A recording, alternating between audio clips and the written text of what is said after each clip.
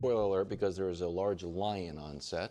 But you have the Lions winning the Super Bowl? Yeah, here's my feeling with the Lions is I didn't believe in the Lions, and I didn't think they should have had the opening game last season. And they go and they beat Kansas City, and the question was, could they figure out how to deal with success? And was what happened the previous season, all the success they had late, could they carry it over? Not only they carried over, but they carried over and shattered a bunch of things that had been hanging over their heads. Winning the division, a home playoff game, a second home playoff game, the highest winning percentage that they've had in years. And to me, again, that goes back to buying into what the head coach is selling and projecting. And that's a hard thing to do. He is demanding, he's hard, and most teams will be like, I don't want that. But instead of them doing that, they've said, no, not only do we want that, that's going to be our personality.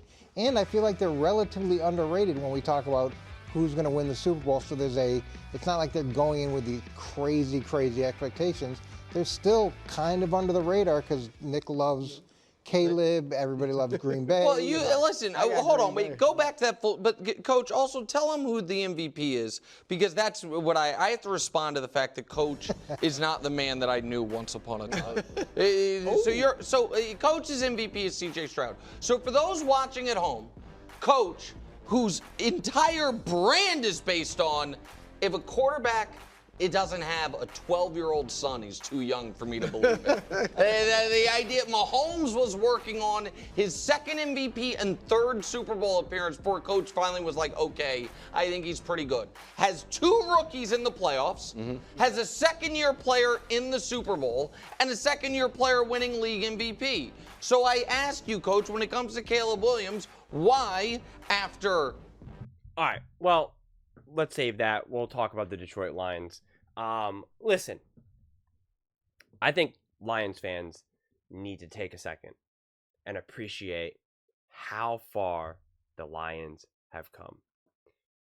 For you long-term Lions fans, do you think you'd ever see the day that people would be predicting that the Detroit Lions will be Super Bowl champions?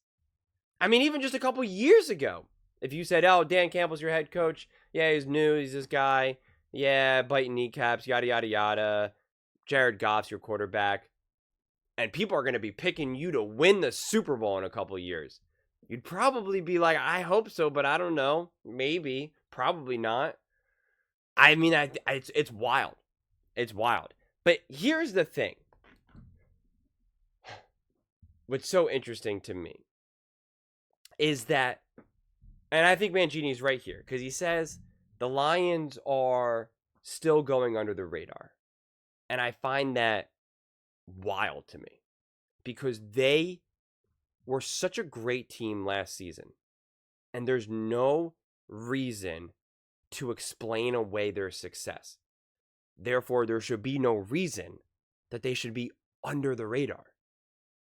People still think that the Lions kind of got lightning in a bottle. That Jared Goff played better than he actually is. That Dan Campbell just got lucky. That he doesn't really know what he's talking about. And he's just like kind of a rally guy. A rah-rah, let's be aggressive, bite kneecaps, as I keep saying. Because that'll just follow him forever, as I'm sure Lions fans love to hear that. And that's it. That's all there is to them. That there's no secret sauce to them. That they just kind of caught everyone by surprise. And therefore, you can't expect them to be that great again. And I call no way. Their team is legit. I do believe in the culture that Dan Campbell built. He did instill in everyone. They are all bought in to this idea of let's go. We are all bought in. We are all going to practice hard, play hard. We are just doing everything to the max. There is no easy steps to victory. There are no shortcuts.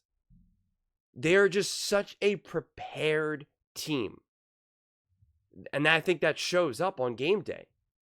And that's what they used to talk about with the Patriots. That the Patriots were just, during their dynasty run, of course, their very long dynasty run, that they were just so prepared that on game day, nothing shook them. Nothing caught them off guard. And obviously now this is a different iteration of that, especially because one's more defensive. One's, the Lions are going to be a little bit more offensively driven. Of course, one team had the Tom Brady, and as good as you think Goff is, he's not Tom Brady. So obviously it's not a perfect comparison. But I think preparation, sometimes when you have a coach like Dan Campbell, you don't think of them as being prepared. You don't credit that preparation as mattering. And I think that that's a big mistake. I think that's why, for instance, the Lions were able to catch off the Kansas City Chiefs week 1. I think that's why they were able in the playoffs, they were able to really slug the 49ers and really get them on the ropes. That was not a fluke. If anything, it was more of a fluke that the Lions lost that game than the fact that they were up.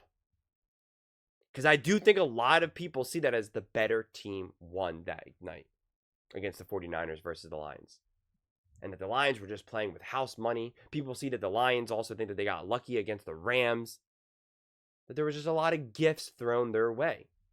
Against the Buccaneers. People for some reason think that the Buccaneers were going to be able to beat the Lions. That was one of my first predictions that I made. And oh my God, did people come at me for that. Because I said, the Lions are going to win. And they're like, you have no idea what you're talking about. Baker Mayfield's the greatest quarterback to ever live. Oh, man, those were some fun times. And listen, I'm not in the business of trying to predict who's going to win the Super Bowl. I'm filming this video. I'm not sure exactly when it's going to post, but I'm filming this on September 3rd. Okay, so I'm not in the business of trying to predict who's going to win the Super Bowl. But I am very confident that the Detroit Lions are going to be a great team, that they are going to be a top team in the NFL. I absolutely believe that they are in the tier of the best teams, whether that's Kansas City Chiefs, whether that's the Texans, whether it's the Eagles, the 49ers, the Packers, however you want to draw the line, the Detroit Lions are in there. So there is zero reason to me that they should be going under the radar.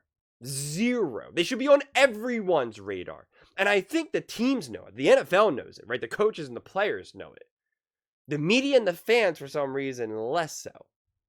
Like, most people are very high on the Texans, the Chiefs, of course, the Packers, the Bengals. Like, you see them list a lot of teams.